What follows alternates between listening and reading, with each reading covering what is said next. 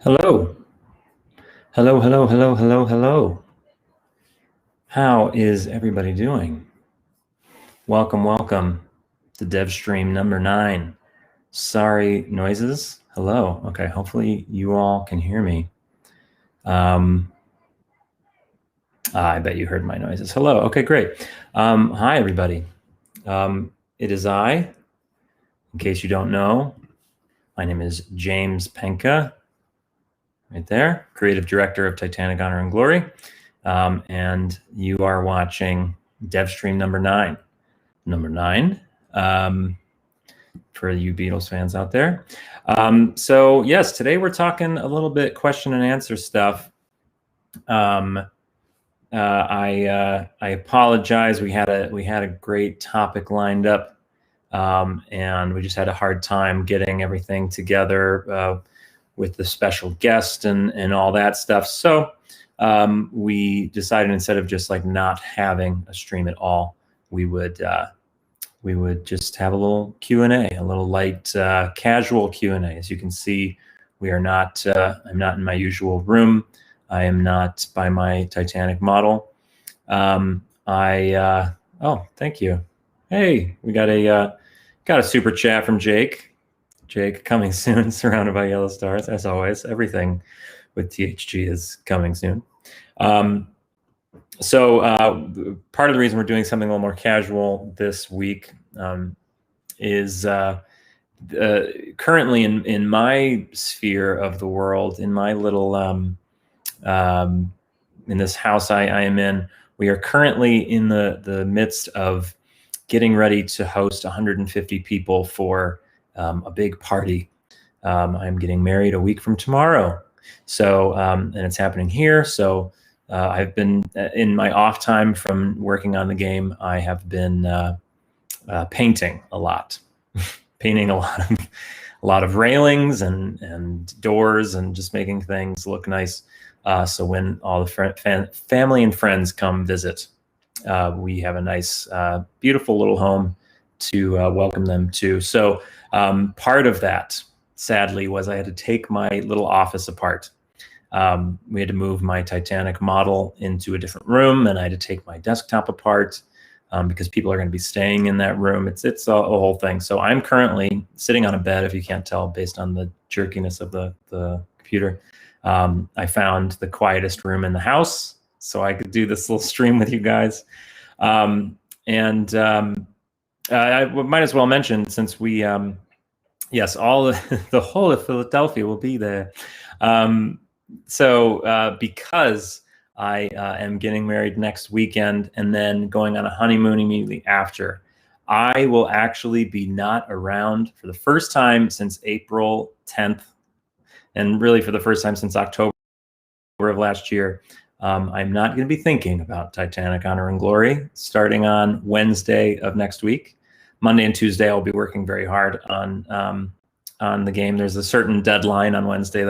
I told the team I would have a certain amount of log entries done by my wedding, and I'm going to spend Monday and Tuesday making sure I hit that deadline. And then I'm going to go on my wedding and my honeymoon. I'm not going to think about you guys. I'm just kidding. I'm going to be sitting there the whole time thinking like, oh my gosh, log entries, collectibles. But hopefully the place won't burn down while I'm gone.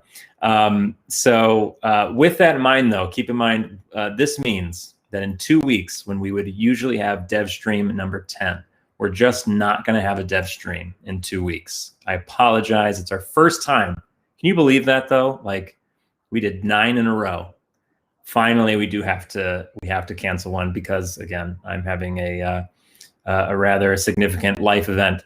I did consider having some of the other devs do a Devstream without me, but the more I thought about it, the more I realized it would just be a massive ask of them, the rest of the devs who are trying to make the game, to be like, hey, can you guys take a couple days to prep for a very, very significant live stream, so they can focus on the game. We're just not going to have anything in 2 weeks, though. I do believe we will post something. We're definitely going to have a video of some sort up on the YouTube, so you guys will have something to look at. But we will be back. I want to say August 28th, maybe the 27th. I think the 27th is a Friday, 28th is a Saturday. One of those days, we are going to do a live stream, and I'm very excited to tell you what the topic is, but I can't yet. We haven't solidified it yet. But if it is the topic I believe it's going to be, you guys are going to be very, very excited for this live stream on August 28th or 27th, depending on availability for people. So with that out of the way, we are here to talk about Titanic: Honor and Glory, but most importantly, to answer your questions. So first of all, we like to start our Q&As. We did a Q&A last month. We're doing one this month. Maybe we'll do a Q&A every month. I'm not sure. Yep, we got a super chat. Let me throw this guy up there. Wanted to help support you guys. You are so talented and amazing. You guys making this game means so much to me and others. Being a Titanic fan since I was 7 and I'm now 21. Thank you, Spidey. that name, Thick Spidey, great name. Thank you so much for the $28 super chat. Very sweet of you to say. We hope we do you proud when things actually come to be here. $20 from Cameron Fielder. Congrats on the upcoming wedding. Thank you. Keep up the good work. I haven't been this excited about a game in a long time. Me too. I have not been this excited. The last time, I mean, it's different because I'm working on it, but the last time I was like deeply anticipating a game was Planet Coaster. I watched every single stream that team did. In fact, they're a good inspiration for like what I'm trying to do with you guys is the Planet Coaster team. They really knocked it out of the park in terms of telling people how the game is going and having special guests come in and whatnot. Though I think they only did a live stream like every 2 months. So maybe we're a little overkill with every 2 weeks, but that's okay. So first of all, before we dive into your questions, I already see some questions in the chat. And also I have something to show you to maybe get some questions going if we get a little bored. Something new to show, something fun for the Titanic fans out there. If you're a video game fan and not a Titanic fan, this may not excite you as much. But so the thing I'd like to start this Q&A with is frequently asked questions. I'm going to answer a bunch of questions that we get all the time, so that way they don't come up in the stream as much. I already see them like popping up in the chat because a lot of people, you guys are watching this for the first time. You're joining us for the very first time. Oh, and also I'm sorry that I think it says I'm playing Adventure Out of Time on Twitch. Sorry, I didn't change that. We played Adventure Out of Time last weekend. It was very fun. So yes, here is some frequently asked questions that I'm just going to answer right now. And I wrote some down off the top of my head. I answer these once a day, at least, on email or Facebook or something. Okay, question number 1. When will the game come out? Such a great question, because that's quite, oh, wait, we have a super chat, and it's a very sweet one from GD Biddy. $15, buy yourself a drink for you and your bride. Thanks so much. I appreciate this super chat, and I will go buy myself a drink for myself and my bride. But in the spirit of transparency, I will not be using your $15 to buy a drink for me and my bride, because we do not use the money that you guys send us for personal things. But I absolutely will, and I will remember that super chat when I do. Okay, so when will the game come out? We are working super hard on the game. We have an alpha coming out in Q4 of this year, so by the end of the year. And we will be, if you guys hear talking or anything, there are other people in the house. We will be working super, super hard on the game. Hold on 1 second, folks.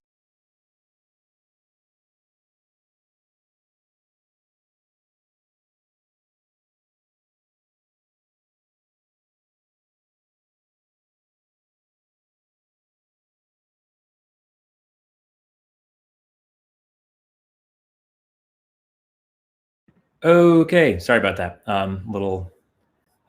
There's a lot of little children in this house. So anyway, back to what I was saying. So we're working hard on the game. We do have gameplay that will be coming out at the end of the year. But to put a date or even a year on when the entire game will be finished is absolutely impossible to do.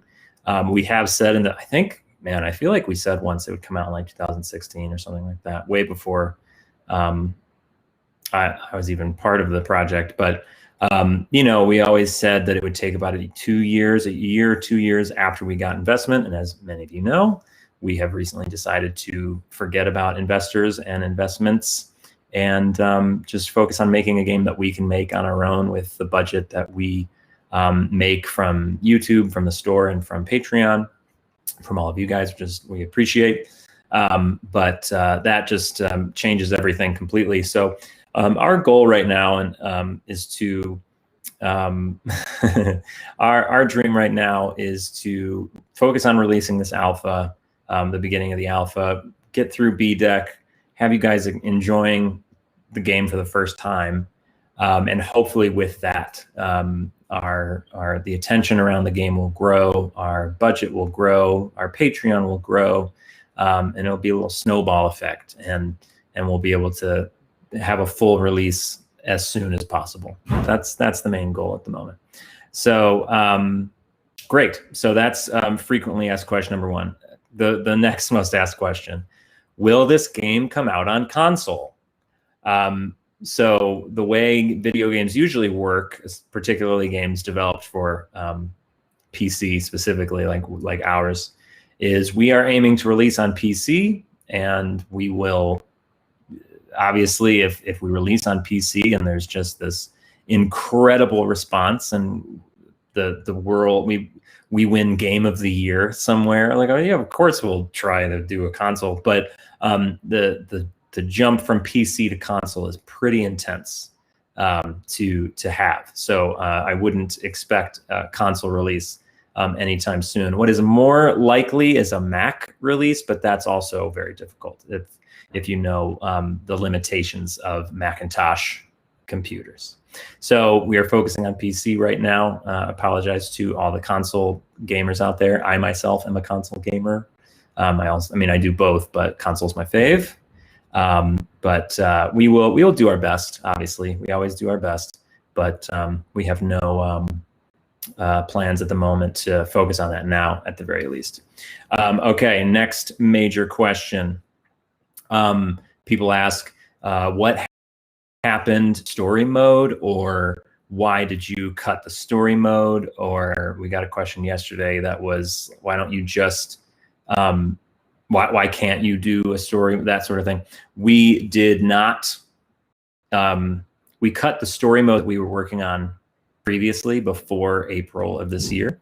So the massive 2,200 NPCs, you get to explore Southampton and Cherbourg and Queenstown and New York, and you get to be on the Carpathia, and just massive story mode. The kind of story mode that would make Rockstar Games go, what? You want us to do what? It was such a massive story mode that we had planned that, again, required massive investment to make that happen.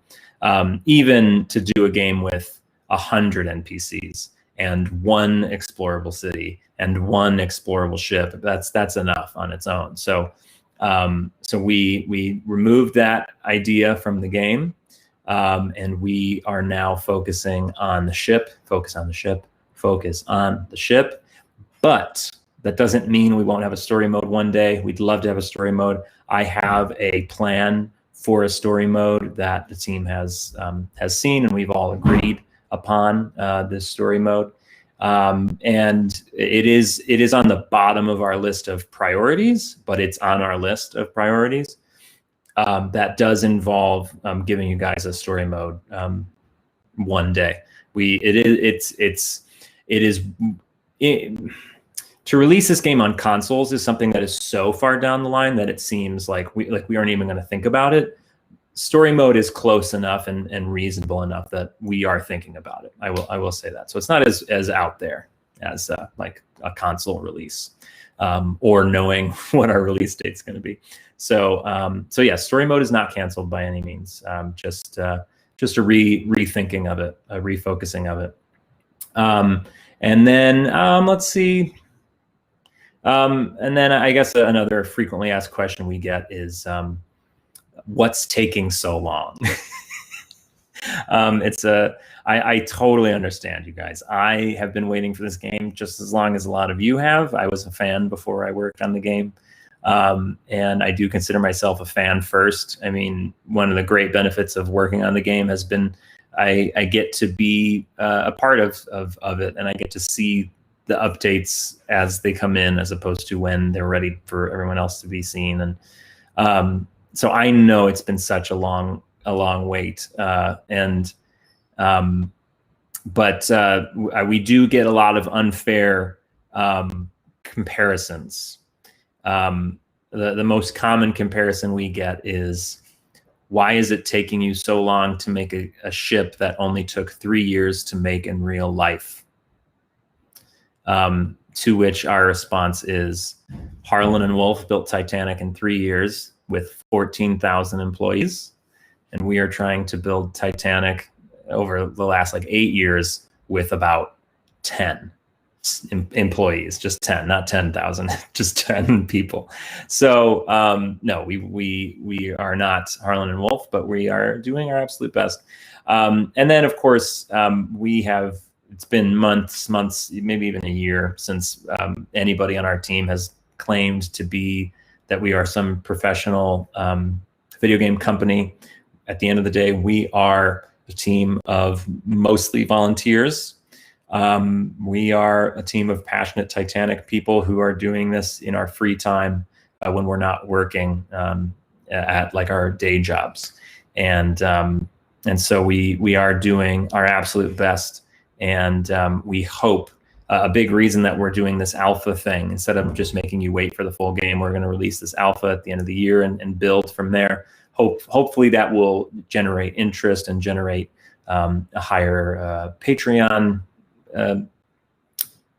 a base, and then thusly a higher budget. And then we can be more professional. We can actually all pay ourselves, and we can actually make money off of this.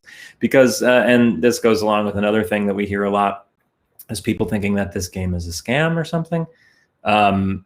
Again, as we've said many times, if this was a scam, it's the worst scam ever made, because none of us have made more than gosh, there are many people on this team who have made a total of $0 off of this game, and then only a very, very small handful have made maybe 2 paychecks at this point, because we just started to pay them. So it's we are certainly a Titanic first group of people, and if we can make money so we can pay rent, so we can work on the game more, we will do that. But we are certainly not making any sort of profit off this game.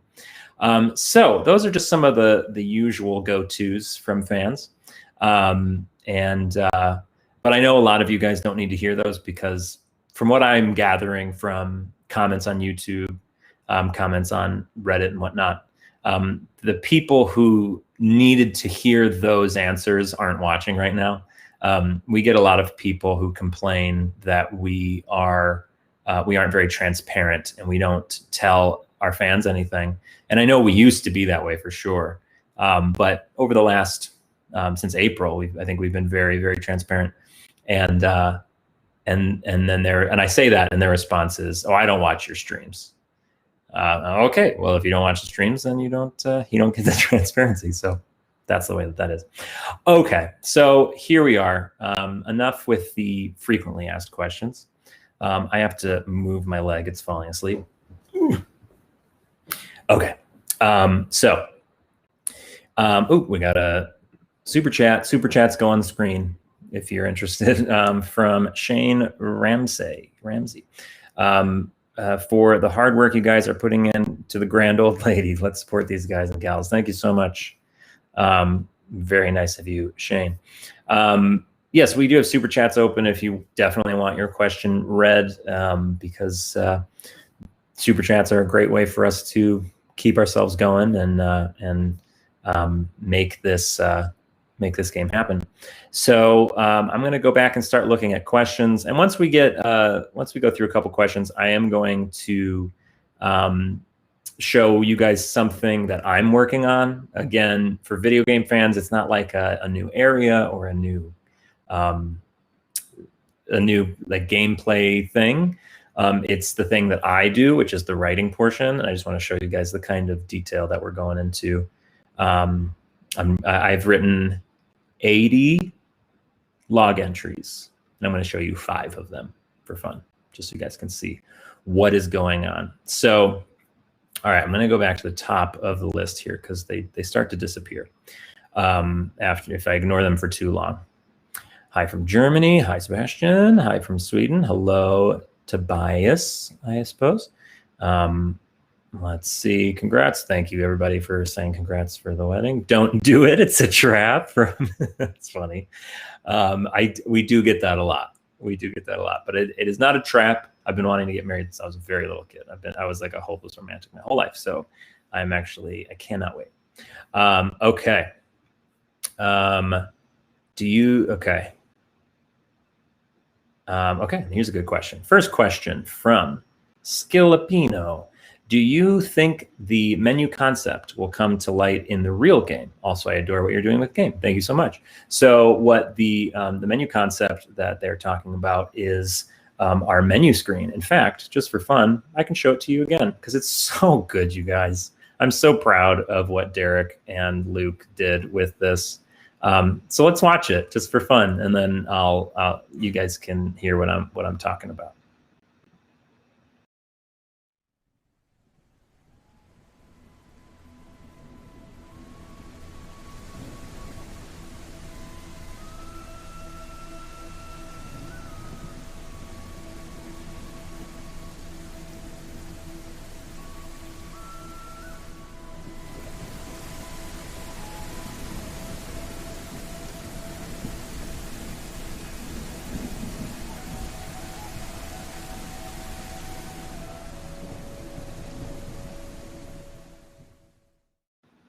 So sick, you guys. I love that little menu screen. So the question was, do we think that concept, because that is a work in progress, that is a concept. We're going to change so much about it. We're already talking about switching out the train carriage for a tram, because the tram would be what would take you down those tracks, not like a real life train. So the current plan, we're reusing a lot of assets we already have. So like we already have those train carriages, and so we're going to use those for the time being. And in the alpha that comes out at the end of the year, it may be the train carriage, even though we know that historically it might not have been a train carriage. But the focus, as always, is the ship. It's focusing on Titanic. So once the forecastle and the forward well deck are finished, and we feel really confident, maybe we can use some of our modelers and say, hey, could you get us a little tram going? And then maybe a couple updates in, you'll start up the game and you'll see that you're on a tram now. So I do think that will be our menu screen for the alpha. Now, when we made that, the initial idea was it was just going to be for the alpha, because we had an idea for a main menu screen for the full game that would be way cooler, is what we thought. But we needed something for the alpha that was better than the menu screens we've had in the demos, which were essentially just as bare bones as you could possibly make them. We wanted to have a respectable menu screen because, frankly, the gameplay experience begins from the second you click play. So you can't just throw on a menu screen and expect people to feel immersed in your story. So in your ship, I guess. So we had a plan for a whole different thing for the full game, but the more we work on this, it's just so beautiful and so well done by Luke and by Derek that, I don't know, we kind of like it. Maybe this will be our menu screen. We'll have to We will have to see. Okay.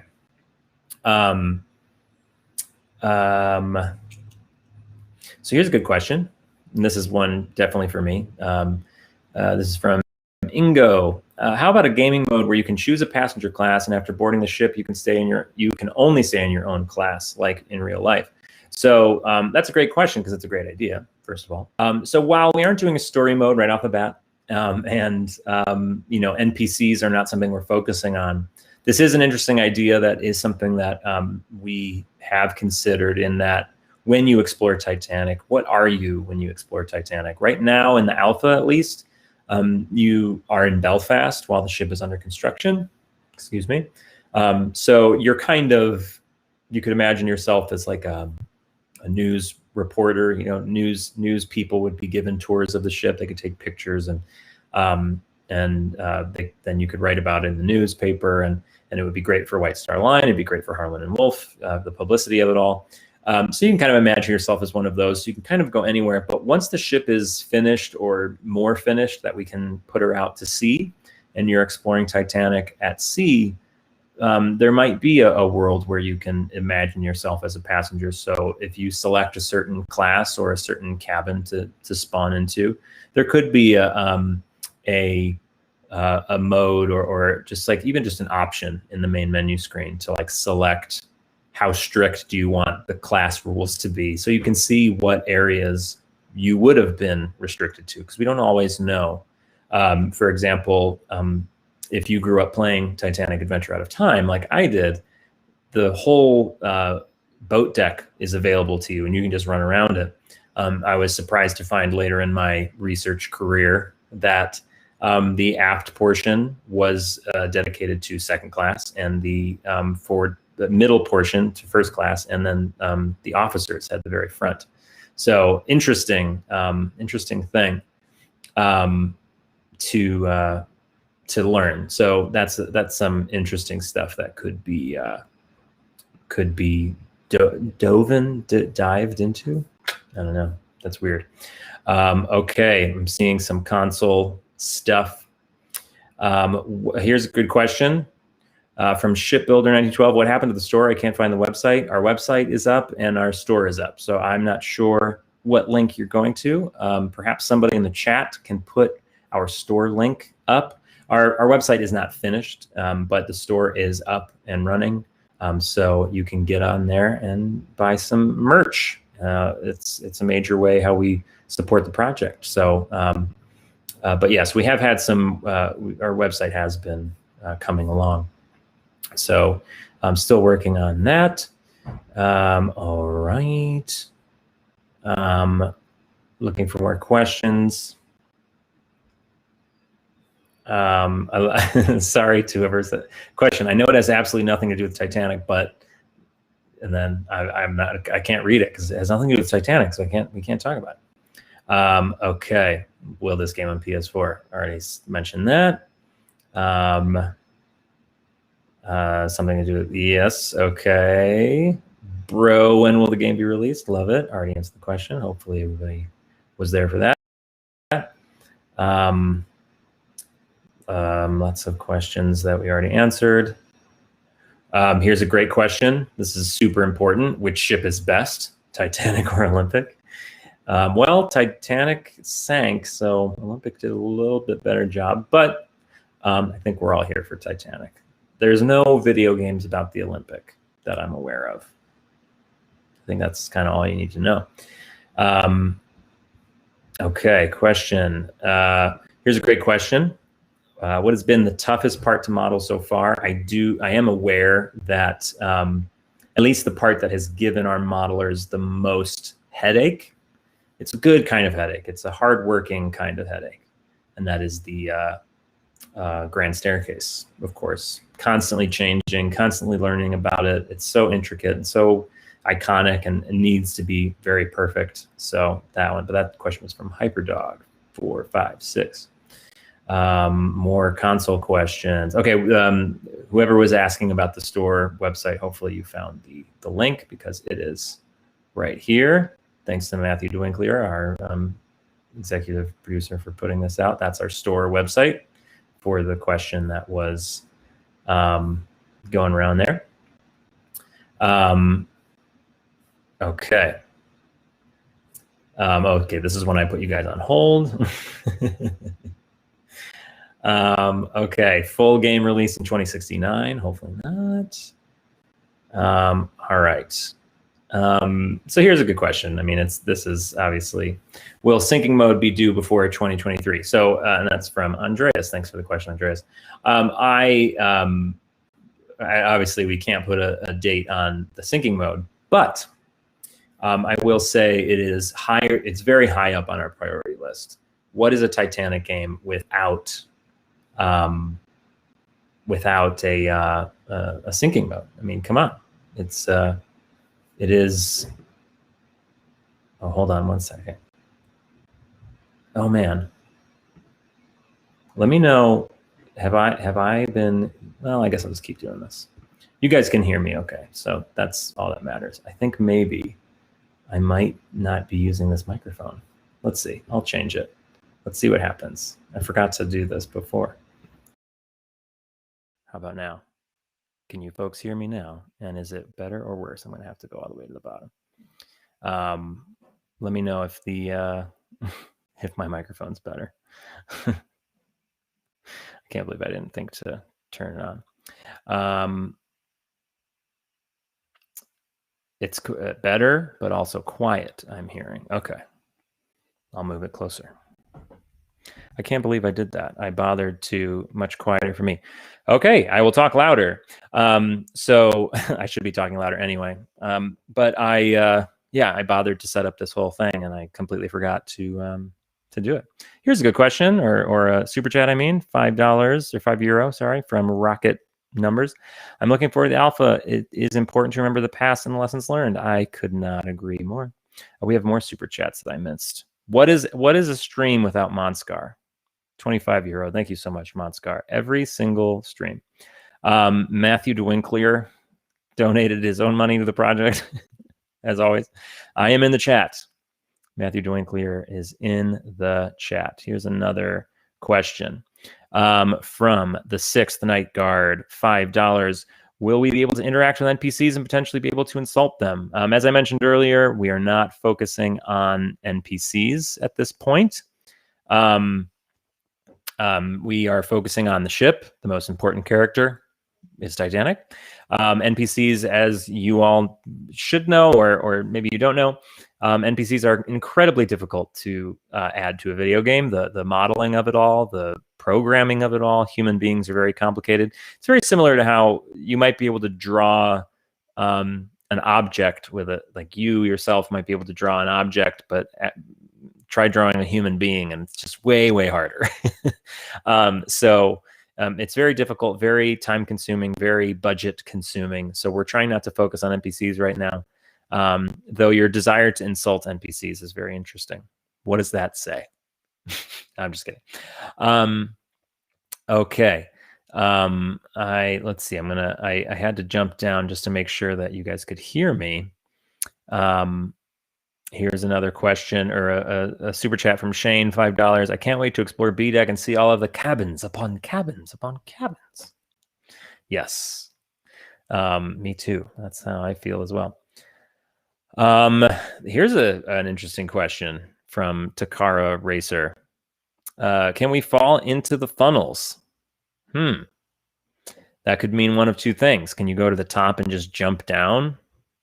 That would be terrifying to find out what's at the bottom of that. Or when they fall over and sinking, can you get sucked down in which apparently people did? That's a little sad for me. But hey, man, if we can make you be able to do whatever you'd like, we want you to be able to do whatever you'd like. Okay. Okay, so here's a good question from Nick. Sorry, I won't try to say your last name. I would be very bad at that. But Nick, how far along is construction of the Forecastle? Are you guys on track for a Q4 release? We are still on track. The literal moment, and I've told this to everybody on the team because I'm very sensitive to the delaying of things. because as I've told you guys, I was a fan long before I worked on this project, and I've followed plenty of projects that got delayed and delayed and delayed, and I hate it, and we all hate it. We all hate delays. It's very stupid. So I've told everybody on the team, because I don't personally build anything. All I can do is sort of focus on my own thing. I'm on track for a Q4 release based on the things that I do. But basically, I've told everybody, if you get the slightest feeling like we're not going to make Q4, you got to let me know, because we need to know as soon as possible, because we have lots of people to, well, we can try and solve the problem first of all, but eventually we'll have to tell the fans, and it'll be very disappointing. So we are still on track. You guys will know the second that we are no longer on track. But we're feeling good. As for how far along is the forecastle, we have a lot of the models underway or finished. The decking, the steel plating is done, I do believe.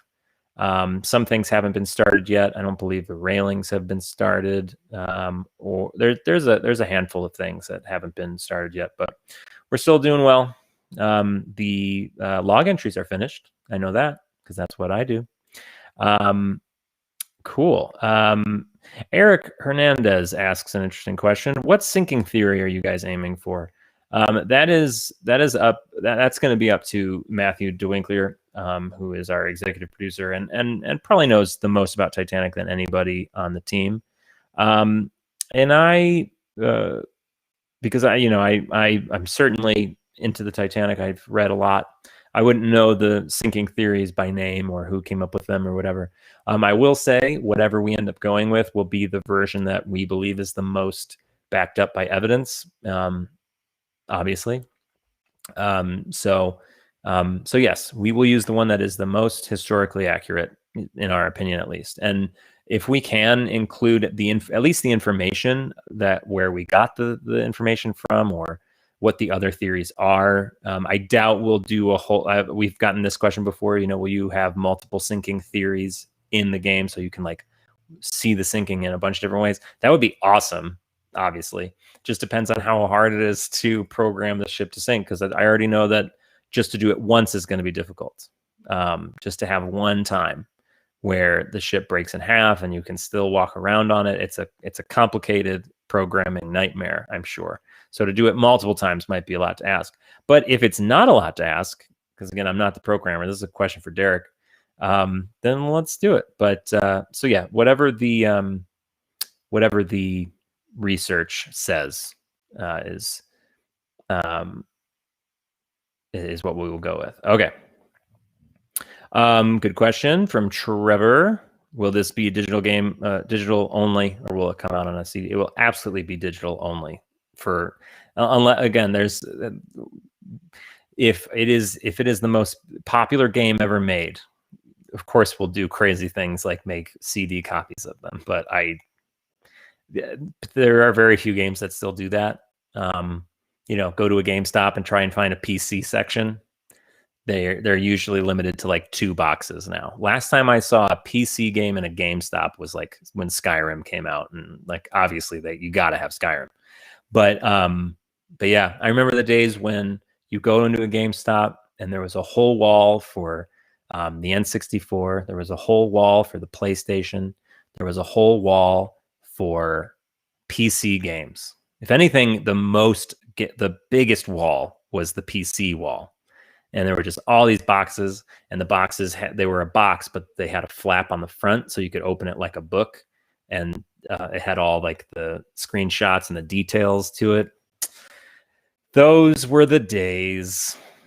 Too bad. Over the years, slowly watched the PC section get smaller and smaller and smaller, and now there hardly are any. Cool. So, do you? Here's a. Let's see.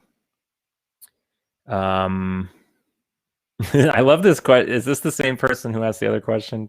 Which wreckage section is better, bow or stern? Is this the same person who asked what ship is better? Because I love these questions.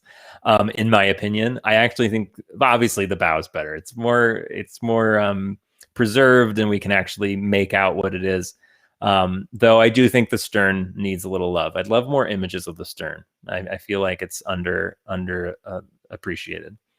So here's a good question from Dean Cuthbert. How will you block off inaccessible areas in the alpha, so preventing access to the well deck, for example? So I think for the forecastle deck to the well deck is easy because there was a gate at the top of the stairs. And then from the forward well deck up to the B deck cabins, again, there was a gate and a door. So that's easy. You just like lock those things. Because it's set in Belfast and it's under construction, we can have a little fun with that, put up a little notice sign that says,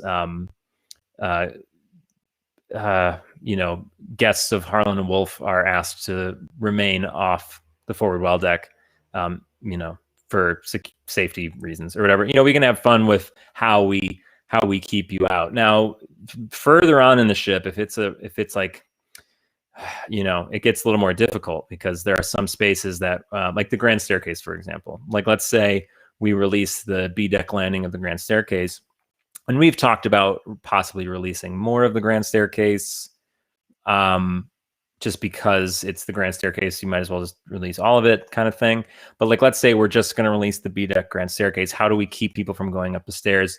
In the demo, in demo 3, we put like garbage everywhere, like tools and whatnot all over the place. So you couldn't go up. We'll see. We'll have to play with that a little bit. I'm not sure. We will see. So, okay. Same question from Eric. How are you going to block staircase in the alpha? Interesting that you guys both had the same question at roughly the exact same time. Maybe I said something that made them both think of it. Okay. Looking for more stuff. Here's a good historical question from Superdy1. Was the A-deck promenade for first class passengers only? Yes, it was, all the way around. Unless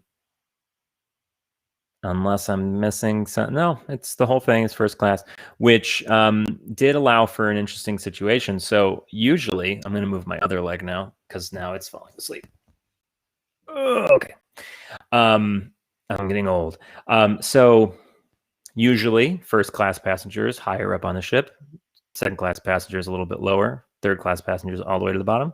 But if you were in second class and you went up to the boat deck and went to the aft part of the boat deck, which was your area, and looked off towards the stern, first class passengers would be on a deck below you. So it's one of the very few times that a second class passenger could look down on a first class passenger. Kind of cool. Okay. Looking for more questions, and pretty soon I'm gonna break. Actually, why don't I jump? I'm going to jump to the very bottom. We have, here's a good thing to put up here, everybody. We have a Patreon-only Devstream on Sunday. Join the deckhands or hire to watch and support. So that is this Saturday, or this Sunday, Matthew, I believe. So in 2 days. So you can join our Patreon and support the game, and you can have access to extra streams. We want to start doing more of those, and I want to start doing them. I mentioned to patrons I would do one, and then things got busy, so I didn't. But when I get back from my honeymoon, I'm going to start doing more stuff with just the patrons.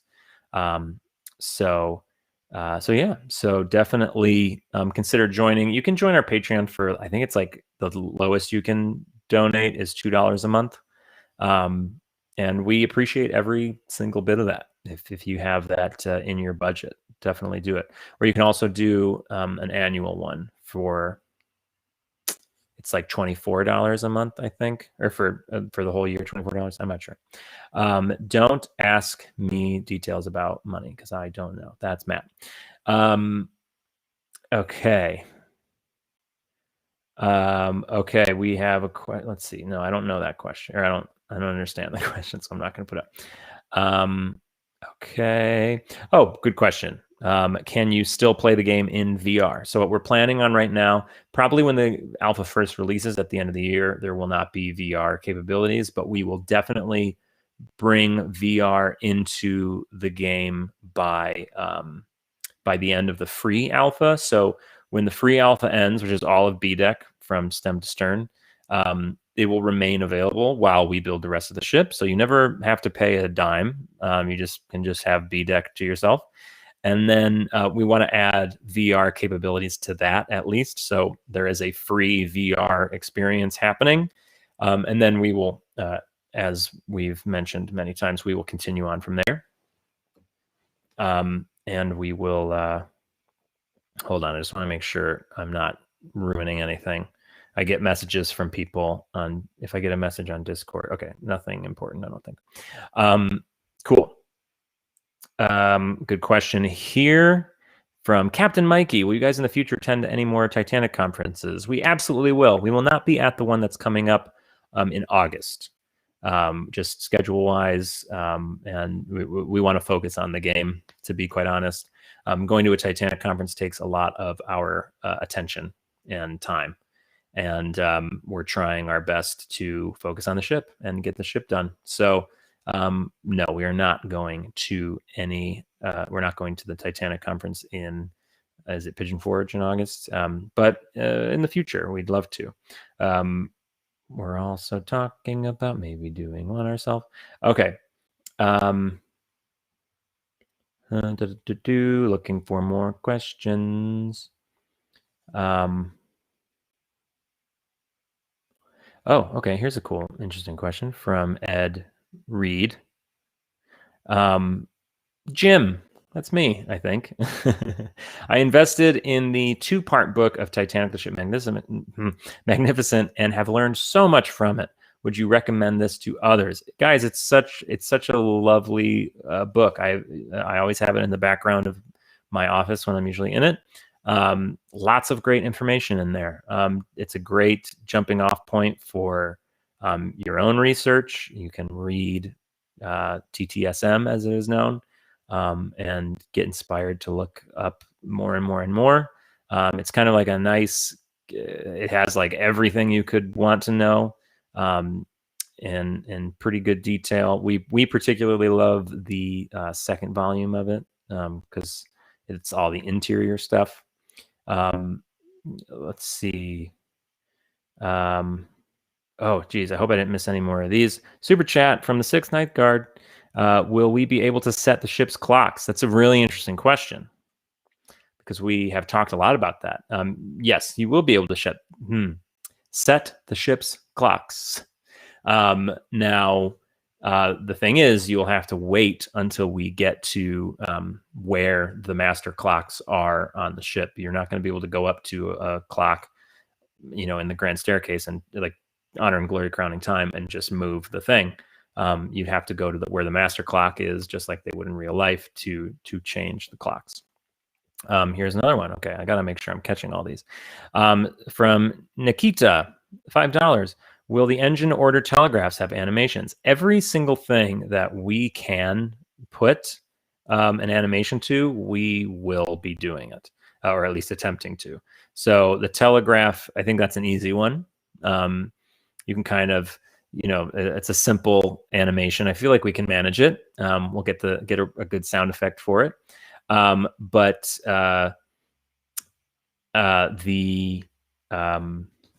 there are other things that'll have more difficult animations that we're going to have to figure those out. But that one, I think we can manage pretty easily.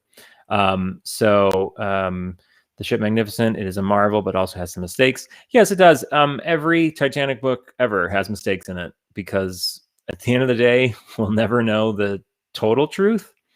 Did I swear? Did I swear to Car Racer? Did I? Oh, I'm sorry if I swore. Did I swear?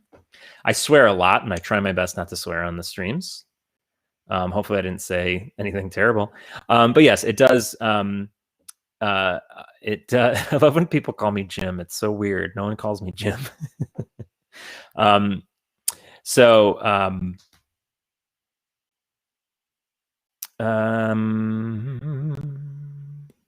This is a good question. I mean, people love knowing this kind of stuff.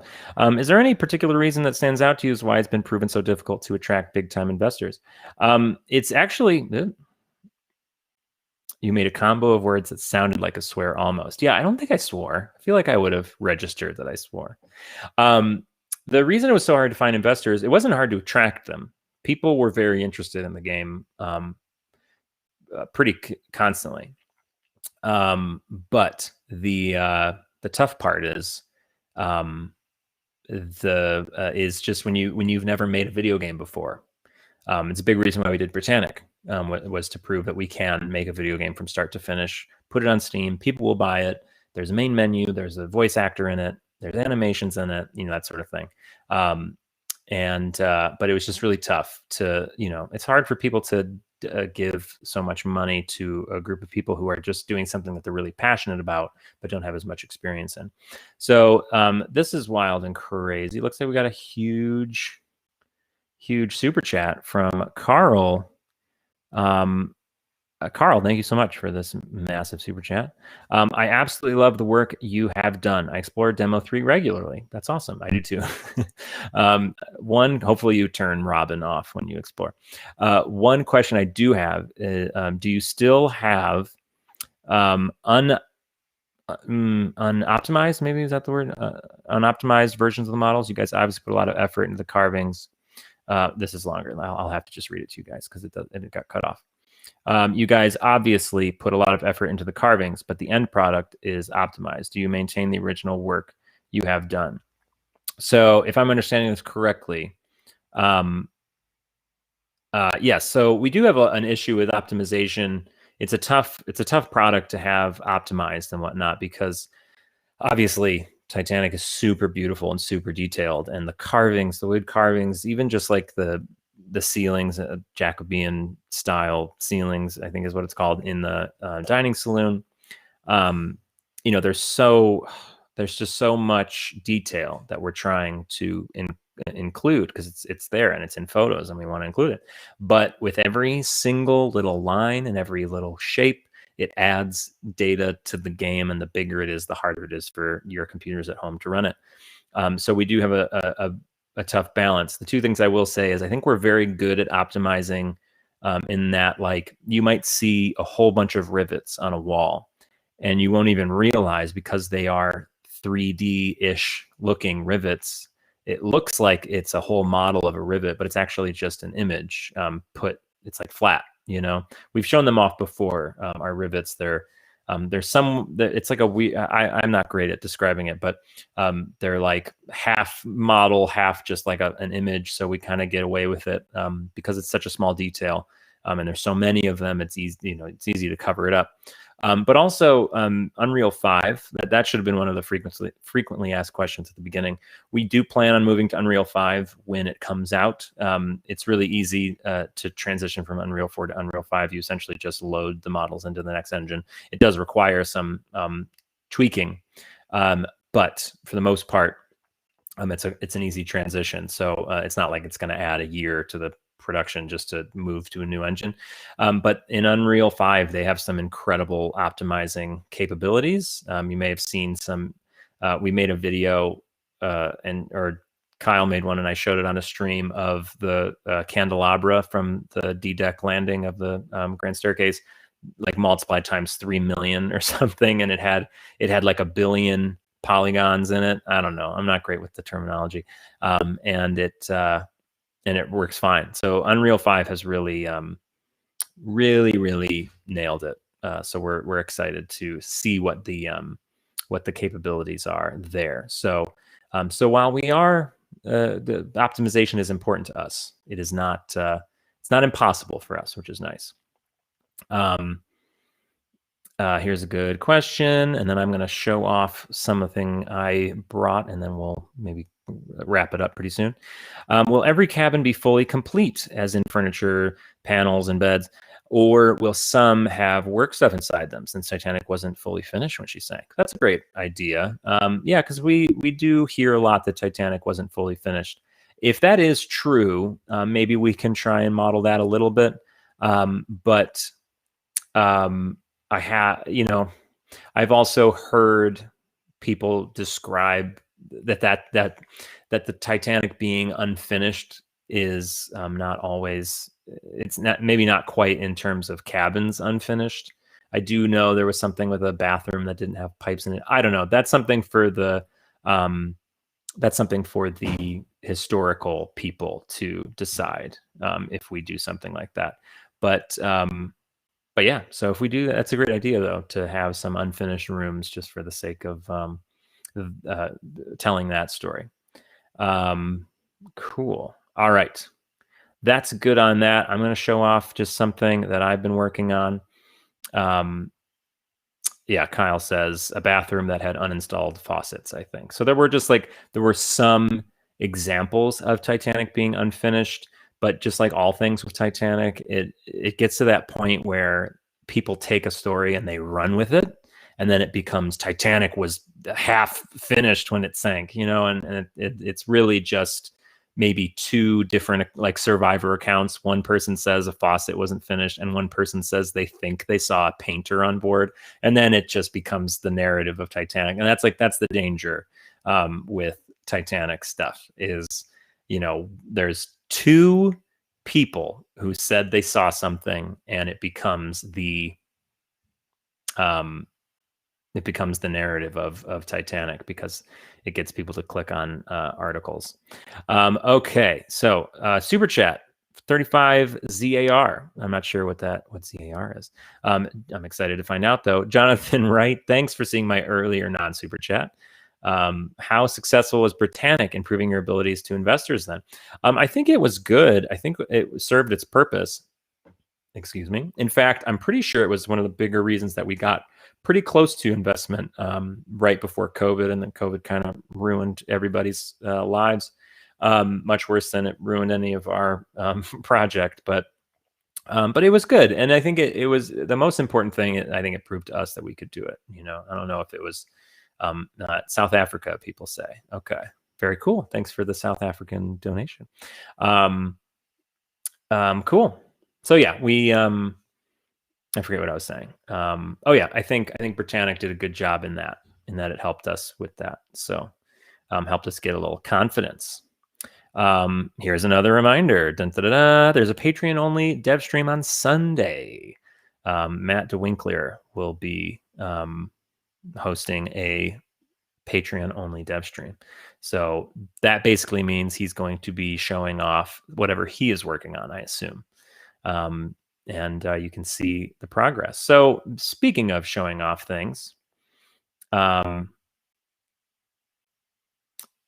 see. Okay, cool. I'm going to stop looking at the chat because I'm going to show you guys what I'm working on real quick. I'll answer some questions about it, and then we're going to wrap it up because I don't want to be here forever. Lots of prep work to do for the big party. So, okay. Great. So this is, what I'm going to show you right now are log entries. So log entries is sort of my child. Super chat. Lioness Mummy, $10. Please do the British guy. I assume you mean Robin Darcy. I actually did a recording today for somebody for a birthday. Hope I'm not ruining the birthday surprise. Of saying, well, hello there. It's Robin Darcy saying happy birthday. Doing the toot young man, that whole thing. So that's pretty funny. Who would have thought that I'd be doing that one day when we came up with that dumb character? So, okay. Oh my gosh, more super chats. You guys are so generous. Another one from Carl from what is AUD? Do we know what AUD is? Is it Australia? Is it Austria? Is it who knows? No question. I just want to throw some small support for you guys. I'm looking forward to the alpha. Thank you so much, Carl. That's very, very, very kind of you to say. How about this? Aussie, says Matt. So hopefully that's what it is. So I'll say this. This is a shameless money grab.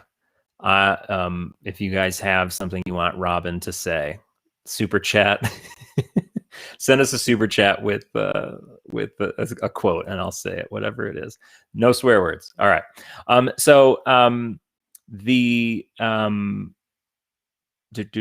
I going to say? Oh yeah, so log entries, sort of my child that I've been growing since we reimagined what the game would look like. It is our main feature of the alpha. We are trying to fill our Titanic with I gotta turn off the chats. I can't stop looking at it. Okay. So we are trying to fill Titanic with information, and we're doing that through log entries, which is basically, I'll say it, and I know you guys are probably all sick of me explaining it.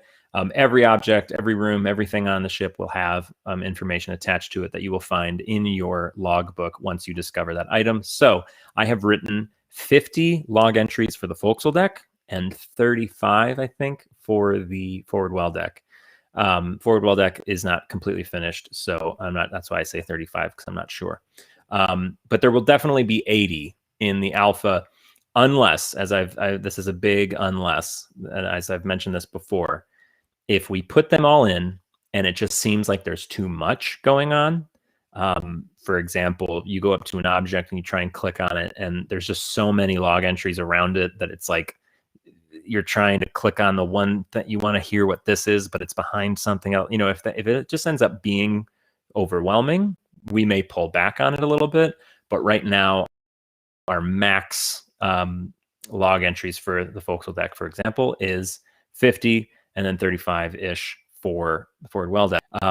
Basically, what that means is so what I do is I take an area like the forecastle deck, I take out I pick all the individual items and pieces of information that you could learn, and I make a log entry. I find the information about it, and then I write a voiceover that our voiceover actor will read.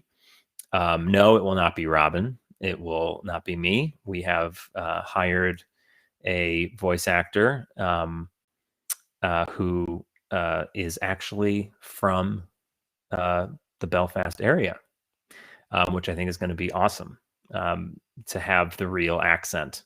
None of that me pretending I'm British in the demos and not doing a very good job of it. I'm truly a Northern Irish native person reading these words that I am writing. So I'm not going to show you the voiceovers because that's going to be definitely saved for the actual game. But I'm going to show you like what it looks like to look at the document that I'm working on. So this is the thing. Let me pull this up. You're gonna see information on here. Hopefully nobody reads into it too much. Okay, so hopefully you guys can see what I'm doing. Okay, great. So in a nutshell, so this is 5 log entries. This first category, these are just how I keep track of them, and they're green because I feel like they are as vetted as possible. So the very first one, B101, so B deck, like first area, number 1 is the forecastle deck. Of course, this most spatial entries will include what deck they are on, but there's an X here because the forecastle deck is its own deck. I think actually it might even be incorrect to refer to the forecastle deck as on B deck, because B deck is technically the structure in the middle between the well decks. So I don't think the forecastle deck technically is on B deck. I think it's the forecastle deck. Anyway, its main use, I'm not sure if occupancy is going to be a part of it. I got to wait to get to a room with occupancy in it, like say the dining saloon, you know, how many people could sit in that room. But mooring, anchoring, and warping are the main purposes for the forecastle deck. Access in this case would be third class and crew. I'm hoping for things like the Turkish bath or the swimming bath or the lounge. We could have the hours as well. The style and flooring, in this case, it would flooring, which is pitch pine planks and teak margins, because that is just that's what was the decking on that area. So those are hold on, let me make sure I'm not missing anything here. Okay, so we got another super chat. Bring back Robin. I wish I could. Thank you, Carl. I wish I could do the accent while I'm speaking, but no, I'm not good enough with the accent. So, so like this is the information that would appear. So it would say forecastle deck, mooring, anchoring, warping, third class crew, pitch pine planks, teak margins. That's like all the information about the area that you really need to know, aside from the voiceover, which will go much deeper in depth about what this space is. But the thing that matters the most to me is this little guy here. There's a number 1. This stuff is all general common knowledge about the deck, but the pitch pine planks and teak margins, we don't want to, there are some, there's a lot of books out there, but there are some Titanic books out there that, it's hard to back up the information that you're reading, and you want to know, is this true? So we want to source every single thing that we say in the game that is not common knowledge. Like I don't think we have to source the fact that Edward Smith was the captain. I think that falls under common knowledge about Titanic. So, but this is something here: pitch pine planks and teak margins. Where did we find that? So there's a number 1, and on the log entry, every single log entry page will have a little symbol in the bottom. I'm thinking like a little exclamation point in a circle. That's my vision for it, at least. We'll see what Luke has to say about that. That's sort of his department to say what would be the most appropriate symbol. But when you hover your mouse over the symbol, it'll tell you what source brought us this. And in this case, it is Section E of the Builder Specification Book, Olympic, Titanic, Britannic, Harlan and Wolff Limited. This is better known as the Britannic Specification Book. This is the full title, and this is how it looks when you actually source it out. And I'm putting the actual sections because there's a lot of them, and in case you have a copy, it'll make it a little bit easier for you to actually find it. But there's a whole section, the decking of each area, and it says forecastle deck, pitch pine planks, teak margins. So that's where we got that information. So that and we're trying to use only original sources. We're trying to use spec books. We're trying to use Olympic auction book. We're trying to use shipbuilder articles that were written by people who were visiting the site that it was being built at. We're trying to use only the most original documentation that we can. So then let me just show you a couple of these. So this is one of the first foremost spots on the ship is the stem. The stem, if you guys don't know, the stem of a ship, you hear the phrase from stem to stern, is a piece of like rectangular steel that is the very, very, very, very tip of the ship. It goes from the forecastle deck all the way down and around to the keel underneath. And it's a main structural member that the plates on the side actually are riveted to. So it needs to be extremely, extremely strong. So in this case, the stem, under manufacturer, it says Harlan Wolff Limited, and it's red. This is where my life gets very difficult because I cannot find, for the life of me, any single document that says who made the stem. So we can only assume Harlan and Wolff made it because there is no documentation of who made it. You kind of have to assume the shipbuilder made it. I don't know if we will include that in the log entry. If we cannot verify it, then I don't know if we want to put it in, or do we want to put it in a different color like red and say, anything that's in red is assumed. So don't take it too seriously. A lot of you Titanic fans out there may think, I know who made the stem. I've read it before. It's the Darlington Forge Company. And that's what let me move my leg again. That's what I thought for a while, based on what you can find out there. It's Darlington Forge Company. But if you look up where that comes from, there is, and Ed Reed points out that TTSM has info on it. Yes, they do. And I would love to know where they got their information from, because the only document that I can find that's original, like a really original document, would be the Shipbuilder magazine. And they have such great information on the ship. And they have a section referred to as the stem and stern, the stem frame and stern, or sorry, stem frame and stern frame. The stem and stern frame. I think that's what it's called. And in it, they describe the stern frame in detail. So the very aft part of the ship. And that was definitely made by Darlington Forge Company. Then there's one sentence about the stem, and it does not say who made it. And it's separate enough that I'm pretty sure they don't say. I think people assume that Darlington Forge made it because it's in the same paragraph, but I that's just not good enough for us, I suppose. So if you happen to know the answer to this question, please let us know. And this is the best part. When we release this game, we're going to have a form on our website where you can go and you can say, hey, I have a document that I found deep in a library somewhere that says the company that made the stem, or I have a photo of Harlan and Wolff making the stem or whatever. And then we can add that source to the game and maybe even credit the person who brought it to our attention. Because we want this to be as accurate as possible, but that starts with us not just throwing information into the game that we're not sure about. And the manufacturer of the stem, we can't say for sure if it was Darlington Forge, because there's only one document that says anything about Darlington Forge Company. And yes, it says Darlington Forge Company made the stern frame. Stern frame, stern frame, stern frame, stern frame. The stem did this, but it doesn't say that they made that too. So something to keep in mind. So it's made of rolled steel. Those are the approximate, let me bring that up, approximate dimensions. And that has the type and interaction. There's no interaction with either of these, or there's no type to it.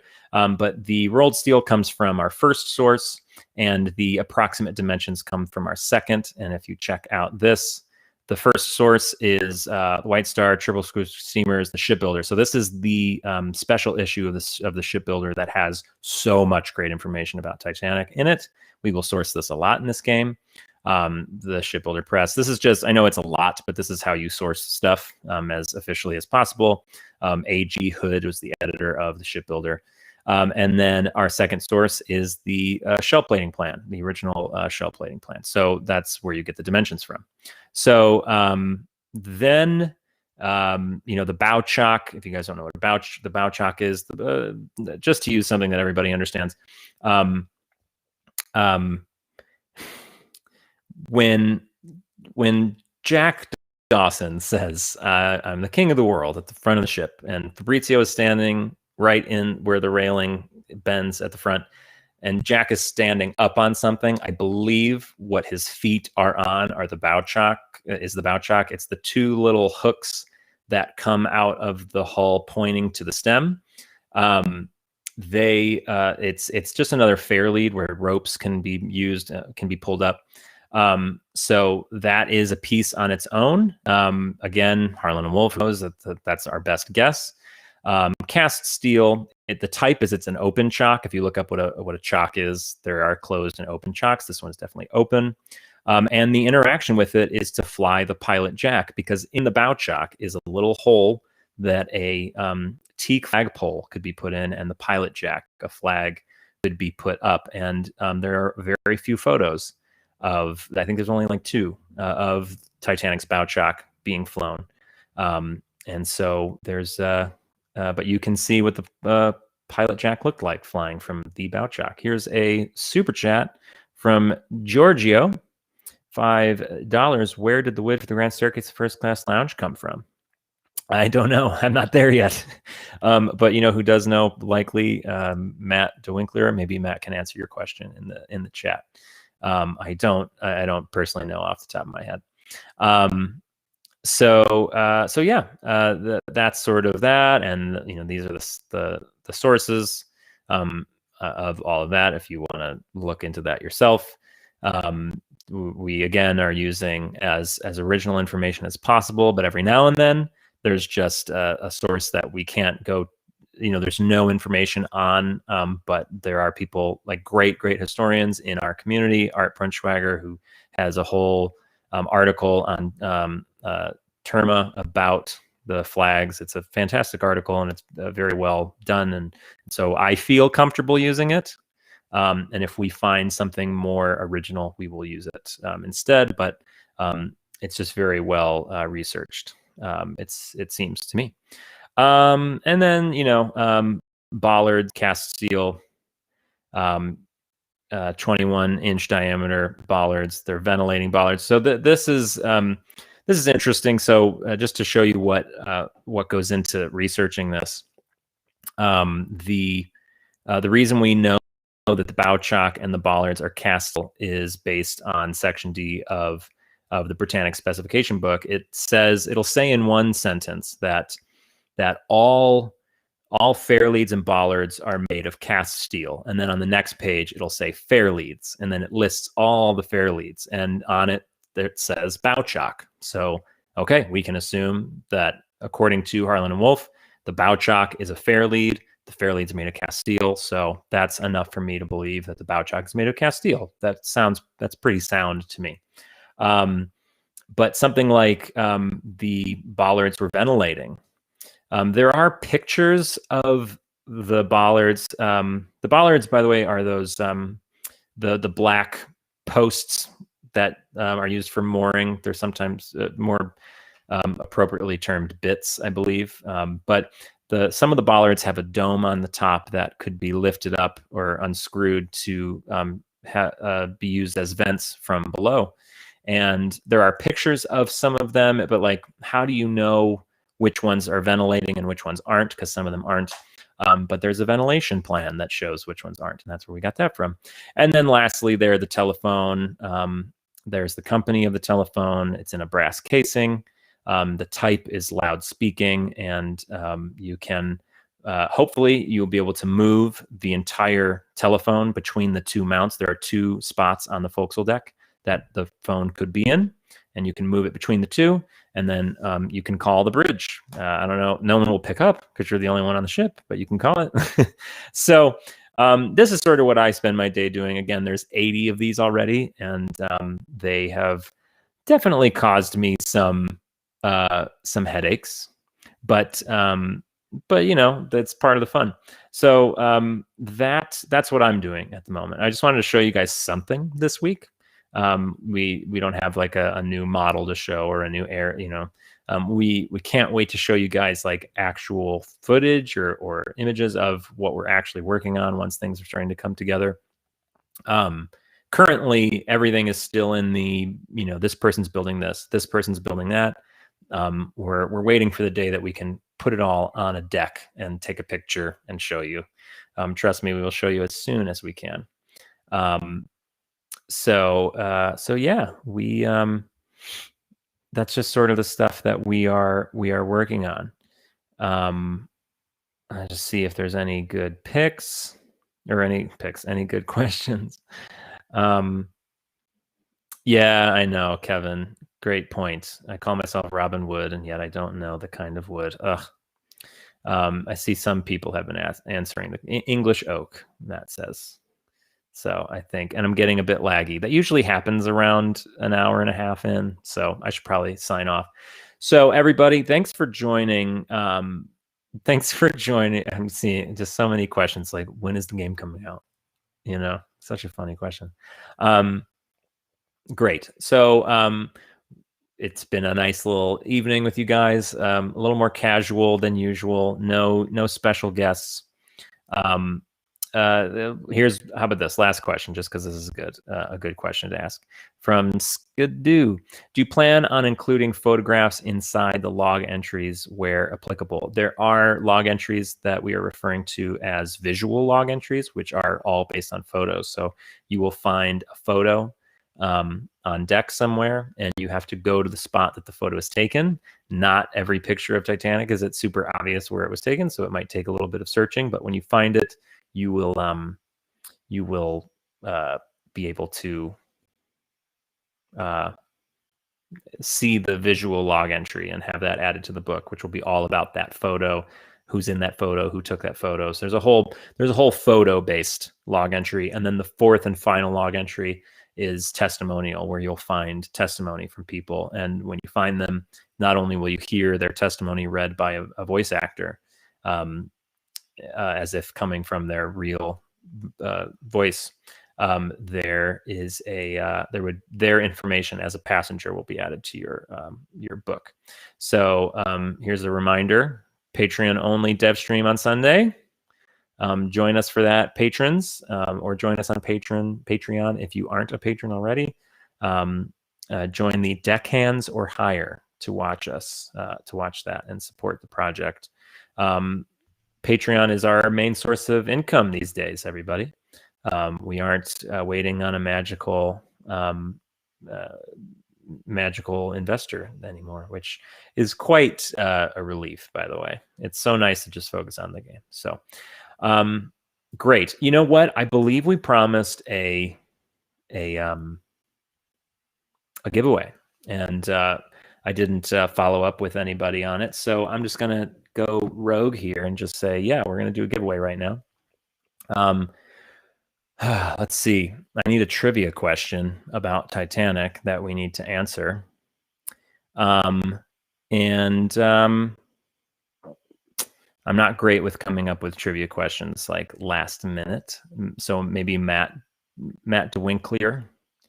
Maybe Matt can ask a question. How about this? Matt, put a question in the chat, and then I'll put it on the screen.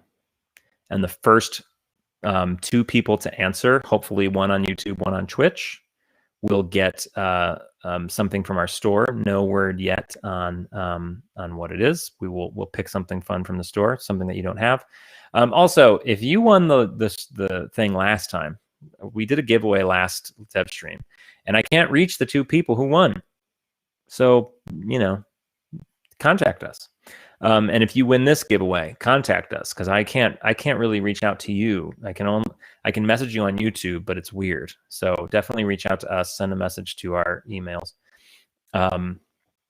So sorry, Matt, I don't mean to put you on the spot, but you are not on screen, so you have a better shot at this than me. Give us just a random Titanic question. It doesn't have to be, don't make it as hard as last time. Last time was way too hard. Just think of something dumb, something kind of difficult, like middle ground difficult. And we'll see. Hopefully, wait, maybe let's see. Yeah, we didn't think of this ahead of time. This is just classic us, right? We forgot to set this up. So while Matt thinks of a question for you guys to answer, it's been lovely chatting with you. Again, we will not be doing a Devstream in 2 weeks because I will be in a different country. Matt has the question. Here we go. So we will not be doing it in 2 weeks, but 2 weeks following, on August 27th or 28th, depending, we are going to start up Devstream. We'll have Devstream number 10, and I'm very excited about the topic for that Devstream. So, so hopefully Matt is writing out the question. This is riveting content. Riveting Titanic content. Who is the most handsome man on Titanic? That's a good question from Carl. I think we all know the answer to that.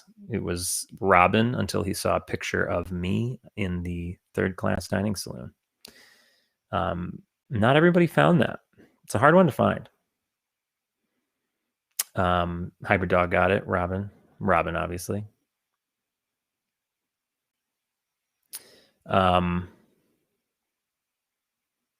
Somebody on Instagram messaged me when I posted a picture of me and my fiance. So we're getting married in a week, and they said it's a real life Robin and Claire, and I was like, oh, I hope not. I hope we're not. Okay. Oh, great. I think I even know this. Here's the question: what company employed Titanic's band members? I know this answer, so I'll be able to pick it out when we see it. Hopefully, someone on Twitch gets it. If you know the answer, go to Twitch and do it, because I think we got 2 right away. We'll have to Well, one person on Twitch doesn't have a clue. I'm hoping I'm going to have to cut it off because I think the answer is pretty obvious now. You know what? I'm going to give it to him.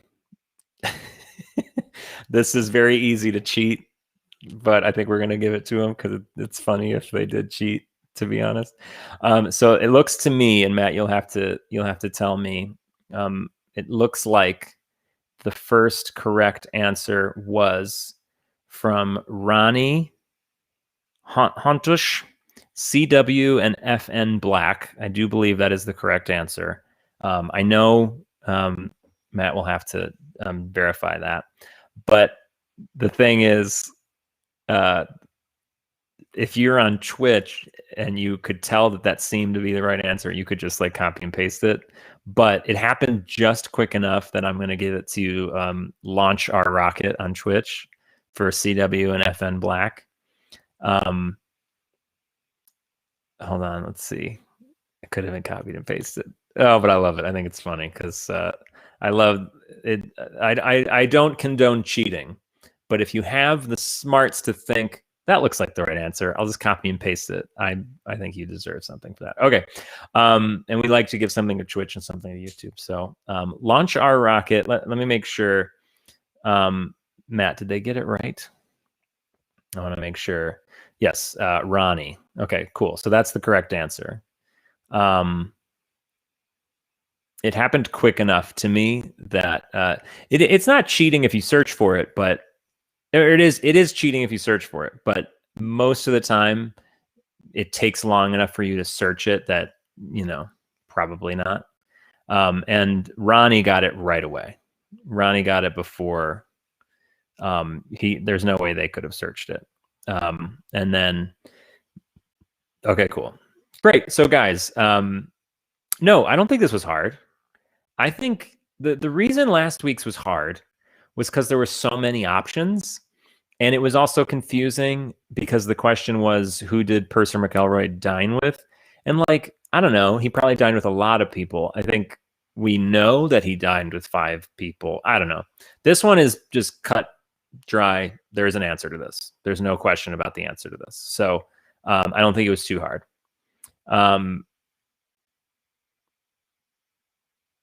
Yeah. Okay. Fig Gamer, you're very honest. I appreciate that. All right. So Launch Our Rocket, and Launch Our Rocket. Look at this. This is so nice. I did search for it. Okay. Uh-oh. Launch Our Rocket. I am going to. I appreciate your honesty. I think. Oh, Ronnie says thank you and gives us money. Okay.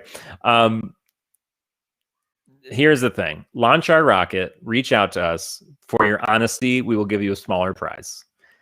So the second person who got it right, we will give them a prize. Sorry, Matt, we're giving out lots of prizes. The second person was, hold on, let me go back. And then I have to run. Okay, so I think this works. This was the second person. Ray Bloody Purchase, FN Black. So Ronnie Hontush, Ray Bloody Purchase, and Launch Our Rocket.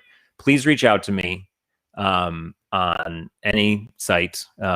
Contact at vintagedigitalrev.com works, or on Reddit or on Instagram. Just reach out to me and we will get this set up. We'll get you something from the store. And Launch Our Rocket will give you something slightly smaller because you were honest. Okay, guys, I got to run.